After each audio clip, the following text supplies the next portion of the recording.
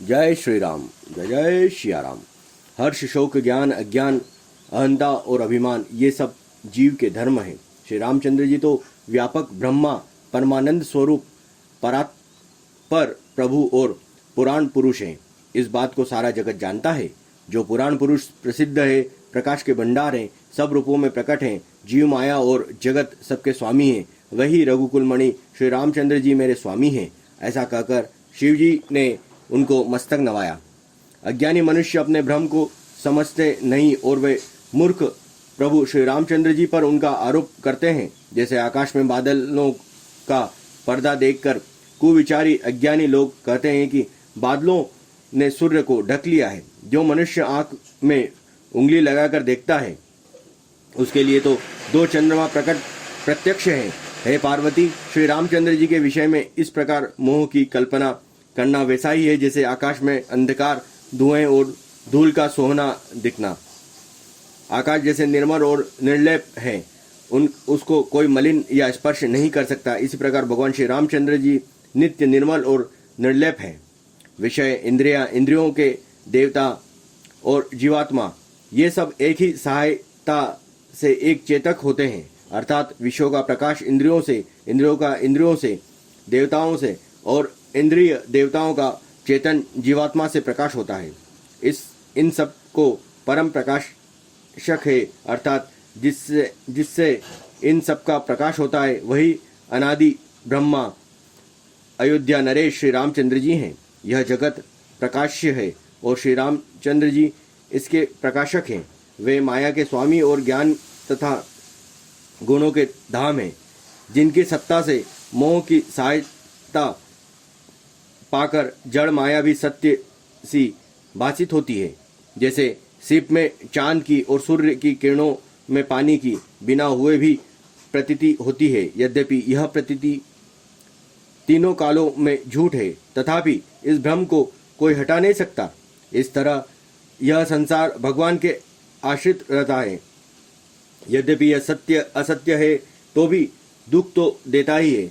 जिस तरह स्वप्न में कोई सिर काट ले तो बिना जागे वह दुख दूर नहीं होता। हे पार्वती, जिनकी कृपा से इस प्रकार का भ्रम मिट जाता है, वही कृपालु श्री रघुनाथ जी हैं, जिनका आदि और अंत किसी ने नहीं जाना पाया। वेदों ने अपनी बुद्धि से अनुमान करके इस प्रकार नीचे लिखे अनुसार गाया है।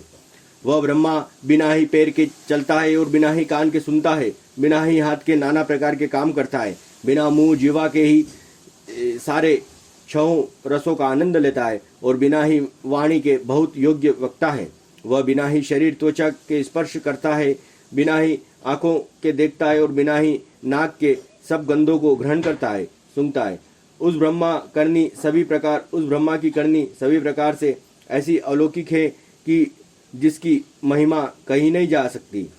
जिसका वेद और पंडित इस प्रकार वर्णन करते हैं कि मुनि जिसका ध्यान धरते हैं, वही दशरथ नंदन भक्तों के हितकारी अयोध्या के स्वामी भगवान श्री रामचंद्र जी हैं।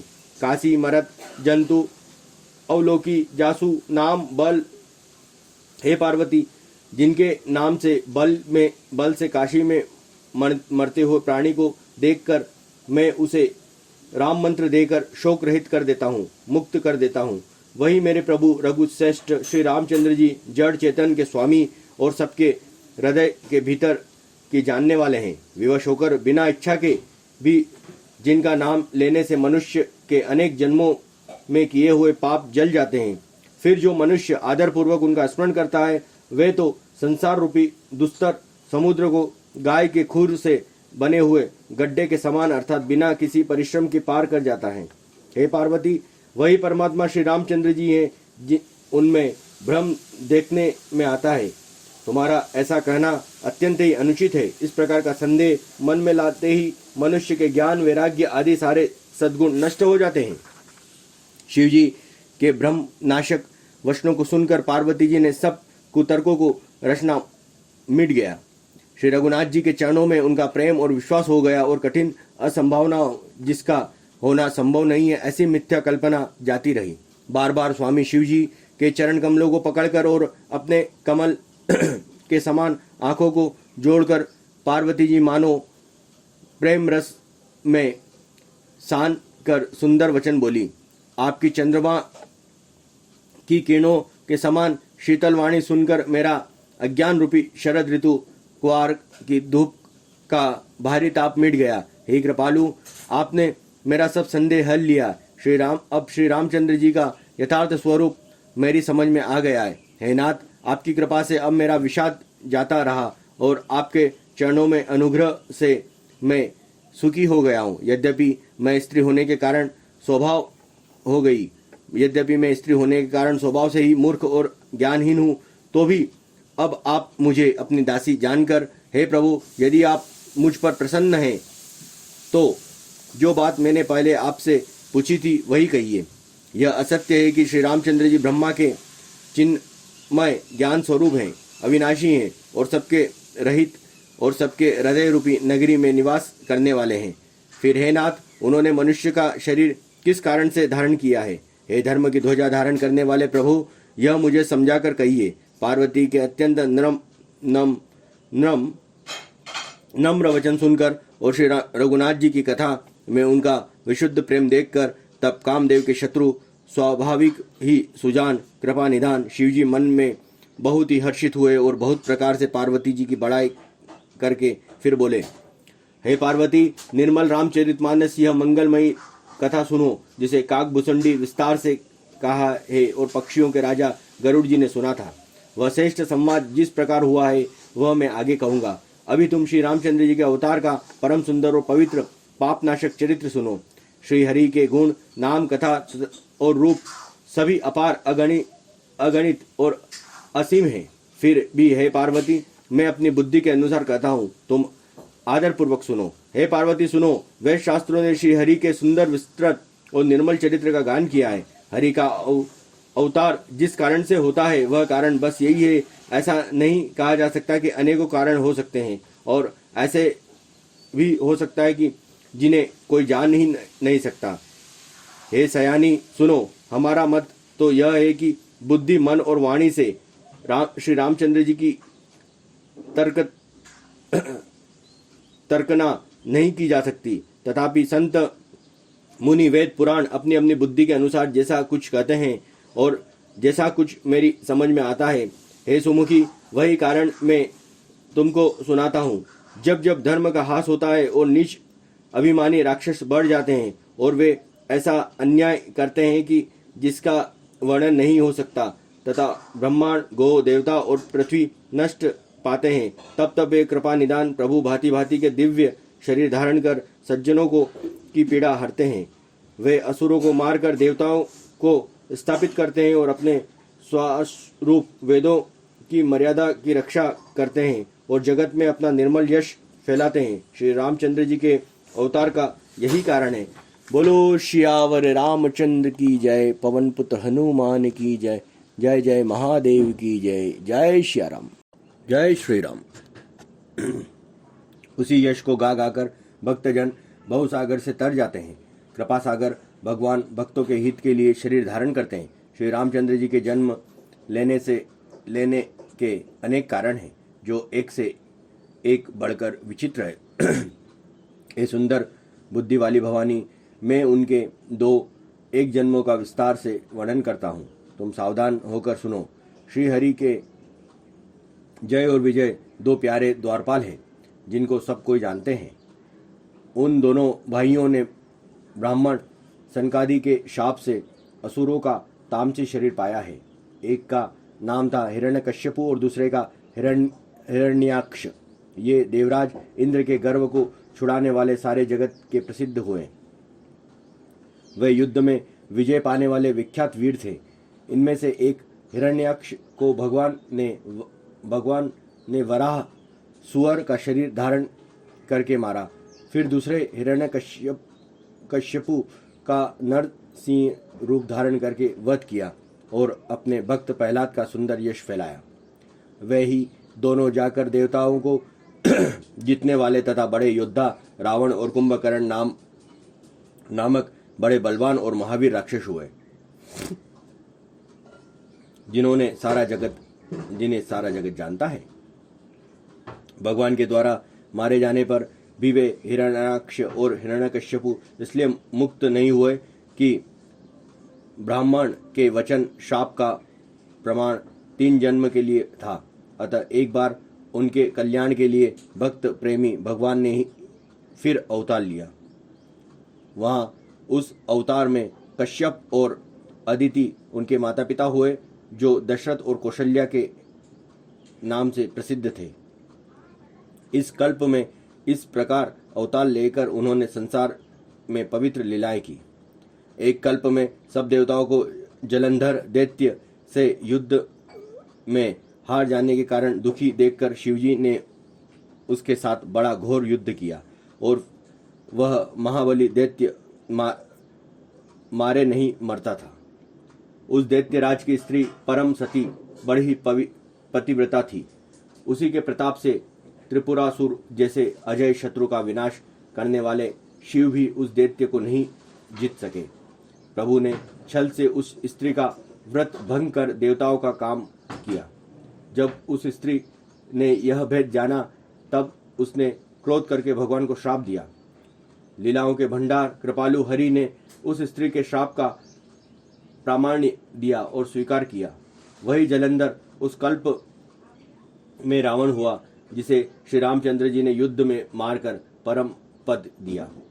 एक जन्म का कारण यह था कि जिससे श्री रामचंद्र जी ने मनुष्य देह धारण किया। हे भरद्वाज मुनि, सुनो, प्रभु के प्रत्येक अवतार की कथा का कवियों ने नाना प्रकार से वर्णन किया है। एक बार नारद जी ने शाप दिया, अतः एक कल्प में उसके लिए अवतार हुआ। यह बात सुनकर पार्वती जी बड़ी चकित हुई और बोली कि नारद जी तो विष्णु भक्त और ज्ञानी हैं। मुनि ने भगवान को श्राप किस कारण से दिया? लक्ष्मीपति भगवान ने उसका क्या अपराध किया है? हे पुरारी शंकर जी, यह कथा मुझसे कहिए। मुनि नारद के मन में मोह होना बड़े आश्चर्य की बात है। तब महादेव जी हंसकर कहा, न कोई ज्ञानी है न मूर्ख। श्री रघुनाथ जी जब जिसको जैसा करते हैं वह उसी क्षण वैसा ही हो जाता है। याज्ञवत्सल्य जी कहते हैं कि हे भरद्वाज, मैं रामचंद्र जी के गुणों की कथा कहता हूँ, तुम आदर से सुनो। तुलसीदास जी कहते हैं, मान और मद को छोड़कर आवागमन का नाश करने वाले रघुनाथ जी को भजो। हिमालय पर्वत में एक पवित्र गुफा थी। उसके समीप ही सुंदर गंगा जी बहती थी। वह परम पवित्र सुंदर आश्रम देखने पर नारद जी के मन को बहुत ही सुहावना लगा। पर्वत, नदी और वन के सुंदर विभागों को देखकर नारद जी का लक्ष्मीकांत भगवान के चरणों में प्रेम हो गया। भगवान का स्मरण करते ही उन नारद मुनि ने शाप की, जो शाप उन्हें दक्ष प्रजापति ने दिया था और जिसके कारण वे एक स्थान पर नहीं ठहर सकते थे।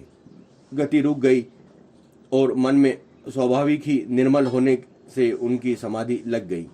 नारद मुनि की यह तपोमयी स्थिति देखकर देवराज इंद्र डर गए। उसने कामदेव को बुलाकर उनका आदर सत्कार किया और कहा कि मेरे हित के लिए तुम अपने सहायकों सहित नारद जी की समाधि भंग करने को जाओ। यह सुनकर मीनध्वज कामदेव मन में प्रसन्न होकर चला।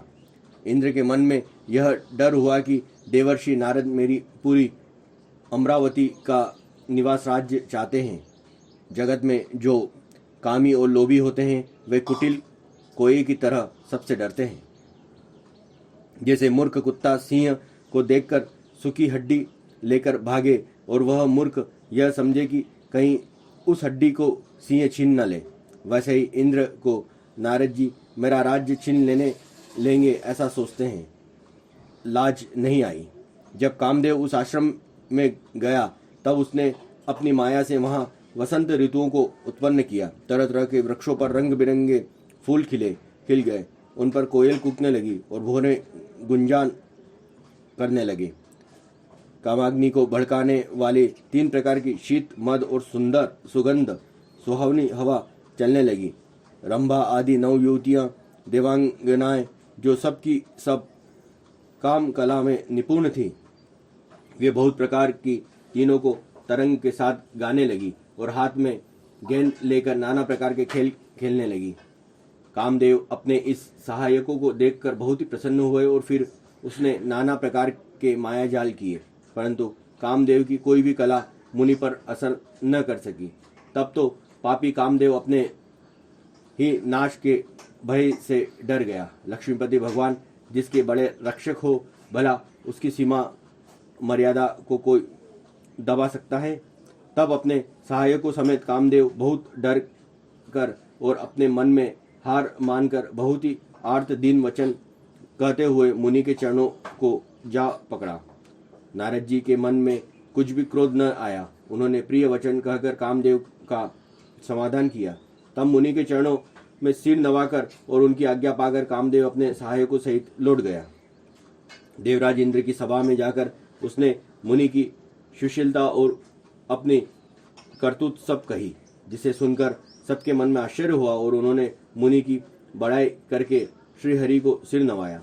तब नारद जी शिव जी के पास गए।